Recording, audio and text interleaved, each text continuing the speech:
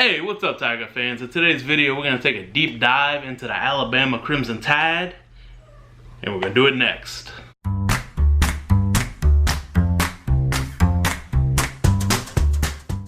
So we're going to take a look at the Bama offense first, but before we do that, I do have a couple favors of you guys to ask. The first one is, go ahead and go down into the comments and post your score prediction for this game.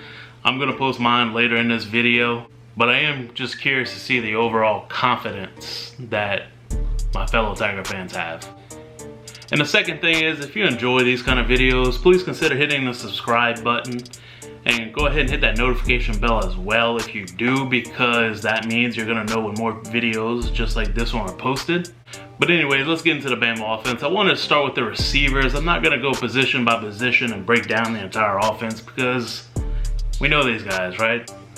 Tua, Najee Harris, but the big discussion over the last 2 weeks has been the Bama wide receivers versus the LSU wide receivers, and who is better. For me, it's simple.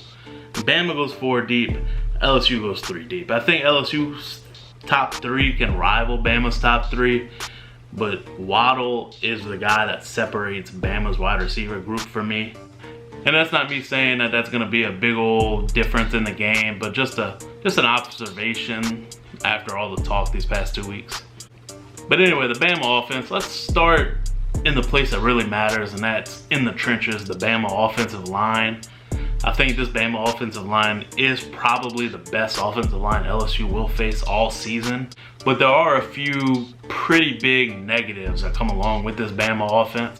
I don't feel like I need to get into the passing game all that much. We know Tua, we know he's a big play threat. We know the receivers are big play threats. But the thing that shocked me the most looking into this Bama offense was 2 things. First of all, their ground game. Bama rates in the mid-60s in the NCAA in yards per game and yards per carry, with Georgia Southern, Auburn, and Mississippi State all rating better than them. And the reason I think this is noteworthy is because that can force the Bama offense into some 3rd and longs against LSU's defense. And I know there's the whole 3rd and Aranda thing, but where the mistakes happen, they happen in pressure situations. And if you have Bama backed up and it's 3rd and long, you can't get very much more pressure than that, right? And then here's just another little stat tidbit that I found interesting. Najee Harris, his long run of the season is only 25 yards. So I'm thinking LSU should be able to control Bama's ground game in this matchup. But going back to that Bama offensive line, it's very hard to get pressure on Tua. They are 15th in sack rate. And we all know the trouble LSU has had this year getting pressure on the quarterback. So it makes me wonder, what is the best strategy for LSU to defend this Bama offense? Is it 2 high safeties with your corners playing up on the line against Bama's wide receivers and just having them nickel and dime you up the field? And that leads me into another point that I think you may have to play for the long game in this. You may have to let them nickel and dime you.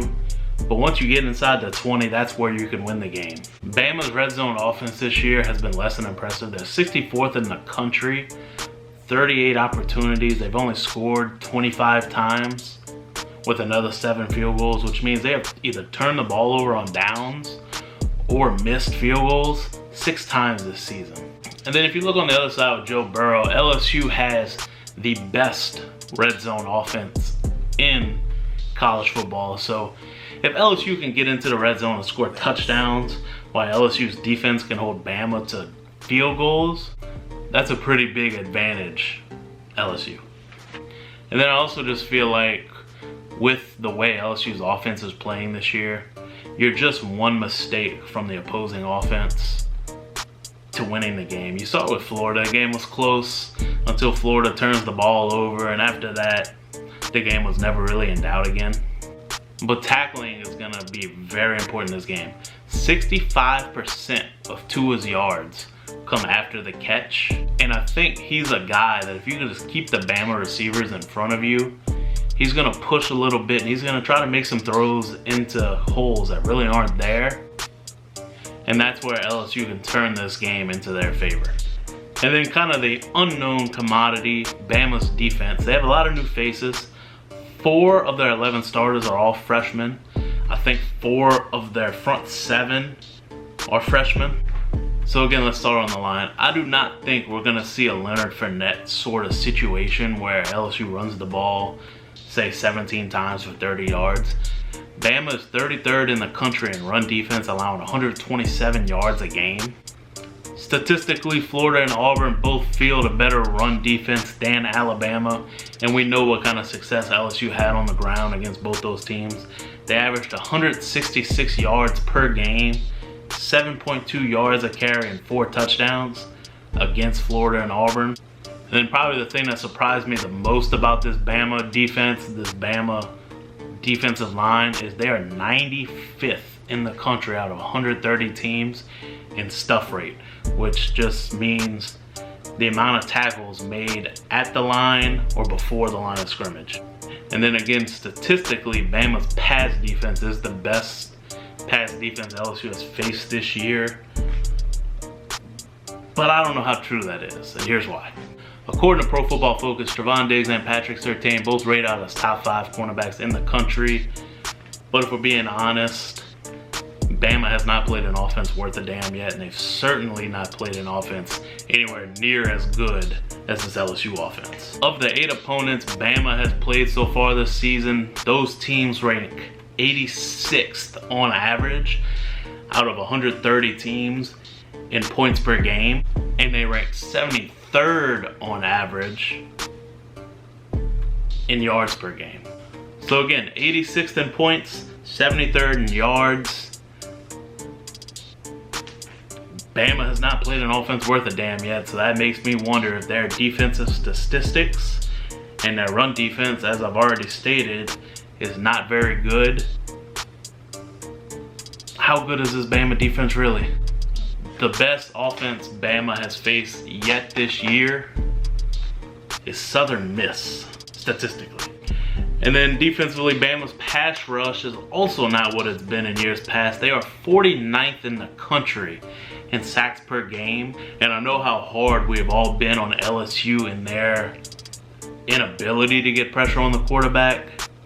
Bama's 49th, LSU's 41st. So LSU's actually better. So with all that said, my prediction for the game, I'm gonna go LSU 38, Bama 31. I told myself I'm not gonna pick LSU to beat Bama until they do it, but